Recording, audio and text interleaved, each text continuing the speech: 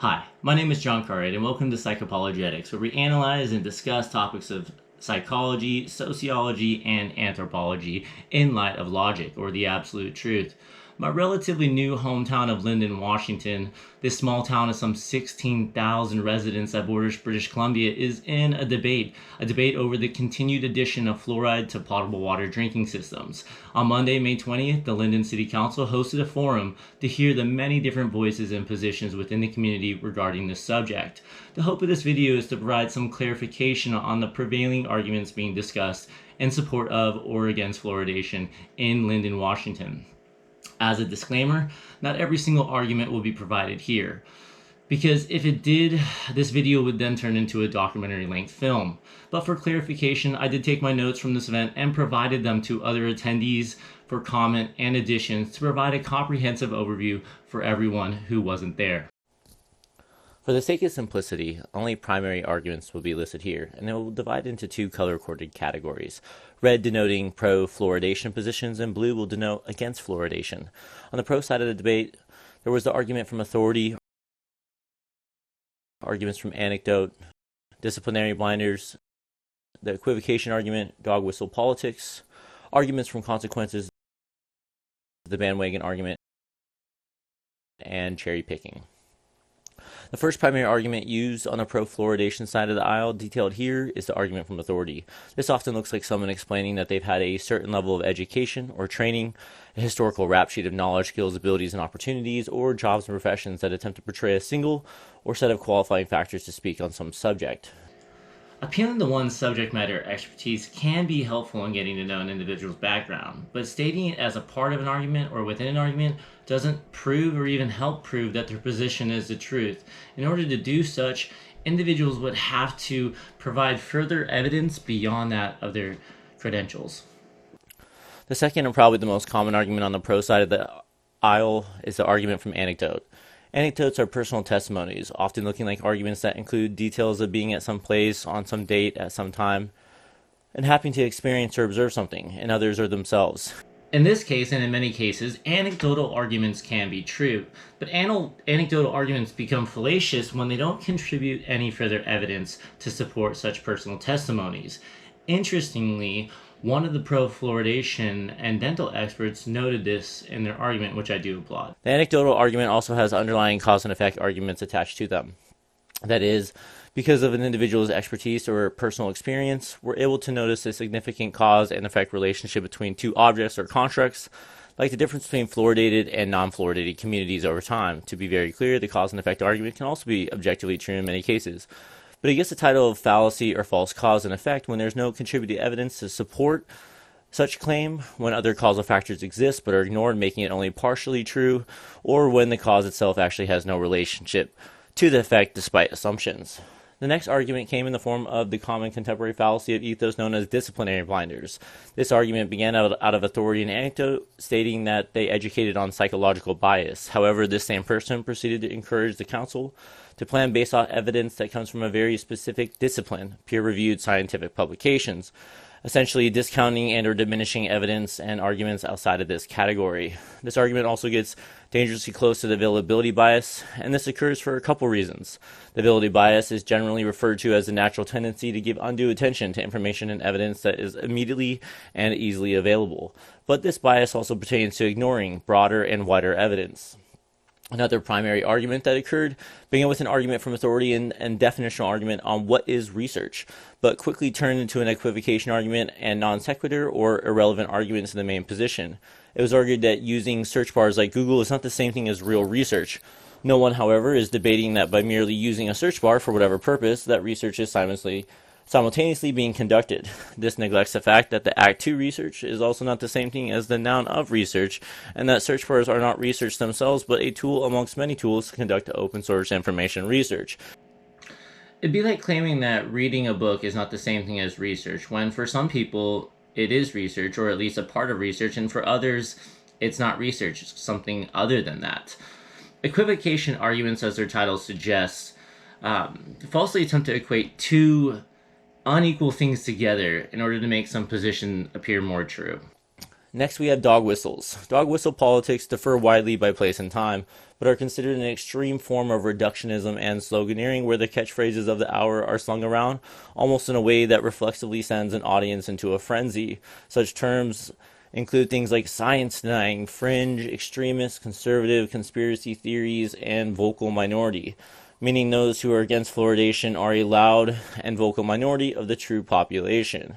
This catapults us into another fallacious argument that was not directly posited, but it closely is related, known as the silent majority. This is when a minority group claims that there's a population not speaking up, and if they did, they would not hold the true majority. Thus, they represent the behalf of those who are not speaking out to gain such true majority. Alright, the next position is the argument from consequences. This was certainly at the city forum in several positions, but is also widely used outside of it. This is the argument that by removing fluoride from the water, there'd be this slippery slope consequential effect that would lead to low-income children and seniors being adversely impacted or hurt.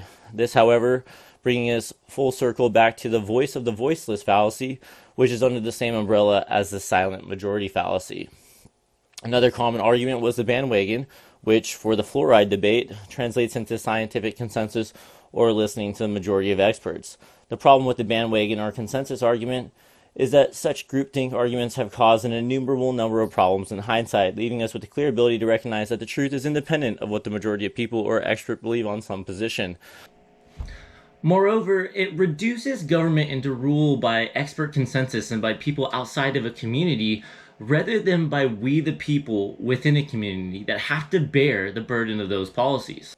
One of the most common positions on the pro side of the aisle is cherry picking, and this should be noted because in nearly all other settings, it's never appropriate to suppress information and evidence when presenting a case.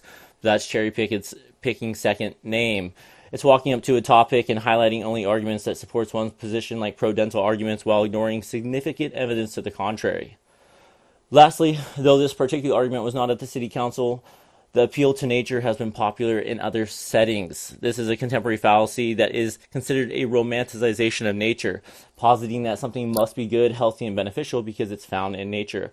But we know that it's not universally true, as we wouldn't want to add any of the natural waterborne pathogens like E. coli, Cryptosporidium, or Giardia into a potable water system. That said, it should also be noted that an equivocation fallacy occurs when comparing a man-made water system to that of natural water systems like rivers and lakes or vice versa. They are not the same thing, nor does it make any sense to treat them as such. Okay, moving on to the con or against fluoride arguments. It should be noted that select arguments on the pro-fluoridation side also occurred on the against fluoridation side, like the argument from Anecdote. They just did so in much less frequency and intensity. The primary arguments include definitional arguments, physiological, scientific arguments and evidence, and psychological, which branch into metaphysical and ethical arguments. In this forum, the definitional arguments included answering questions like, what is fluoride? Is it something that evidence suggests is universally good for consumption, or is there evidence to the contrary, that it's a toxin or poison? Defining informed consent and the act of prescribing medication.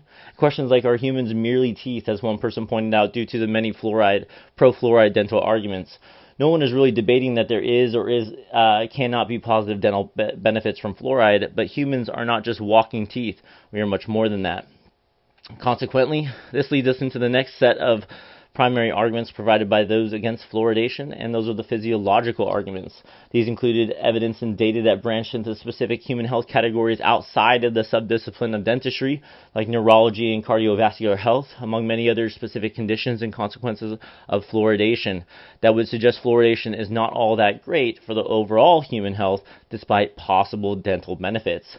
This inevitably brings us to the foundational argument against fluoridation, the psychological sciences. If we study the empirical evidence of psychology, we find that there are at least 3 universal cognitive traits that exist in all humans: individual autonomy, competency, and relatedness. For this debate, competency and relatedness are rather irrelevant characteristics, but individual autonomy or free choice is not. It's at the foundation of this debate, with most, if not all, of those against fluoride speaking of bodily autonomy, individual autonomy, and free choice.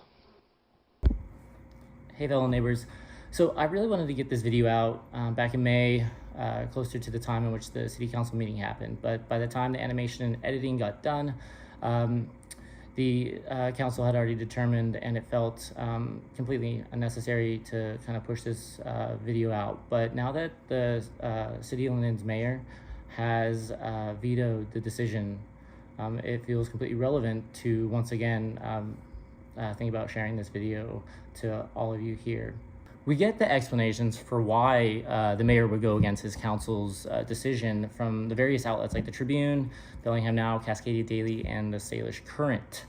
For example, one of the reasons is because of the sample population ratio who showed up that night and spoke, thus acknowledging that the true representation is not being considered. As an example that proves the fallaciousness of this position is that I showed up that evening to record, but I did not speak that evening.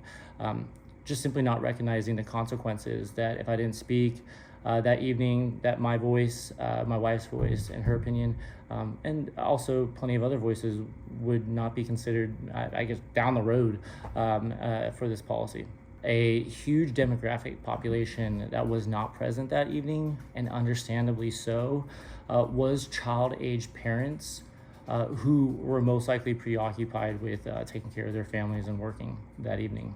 But on the surface, looking at who shows up that night and speaking and the population sizes of each category sounds a bit understandable. But when you look further at the other explanations, there may be indications of an ambivalence towards the true population, or even attempting to find the voice of the true population here. It was stated that after the council's decision, the retained fluoride group got silent, and this was perceived as pleasant. And it does seem the mayor is encouraging that those who aren't for fluoride, the they group in this article, to remain pleasant and silent on the subject, regardless of the decision's outcome and accuracy and ethics throughout the process. The biggest concern of it all that I hope that every one of you become aware of is these politicians that are now seeming to play medical doctor and dentist for the entire community, and perceiving that they have the legitimate power to play that role to help medicate a community through the water supply. And it's certainly not true that people do not use fluoride if it's low cost or free. I use it. Again, my wife uses it. But we get to make the free choice on the matter, and we can stop at any time. And this does beg the question that if something is free or low cost, that citizens across the board simply refuse to participate in, then why is that happening? And why does the mayor think that he has the power to override what everybody wants to do? He contradicts himself here, because he previously says that the majority wants fluoride, but simultaneously that everybody doesn't want fluoride, even if it's low cost or free.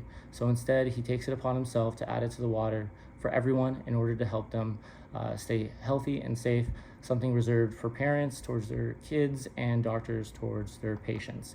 Now we're in a scenario in human history where politicians think that that's their role and job in life. And as a Christian, a veteran, and as a industrial organizational psychologist, I just really encourage all of you to recognize what's going on here. I hope you guys see it. God bless, guys, and I hope this video was at all helpful and informative what's going on in your local Lynden City government over these last couple months.